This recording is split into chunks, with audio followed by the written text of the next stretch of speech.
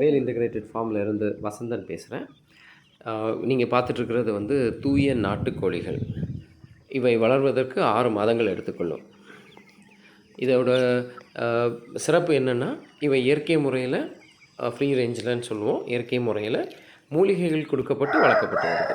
கீரைகள், மக்காசோளம், கேழ்வரகு, கம்பு இதெல்லாம் வந்து அதோட தீவனமா கொடுக்கப்பட்டாலும், இதுக்கு அதிமதுரம், சுக்கு, திப்பிலி, கீழாநெல்லி, இந்த மாதிரி நிறைய மூலிகைகள் கொடுக்கப்பட்டு வளர்க்கப்பட்டுட்டு வருது.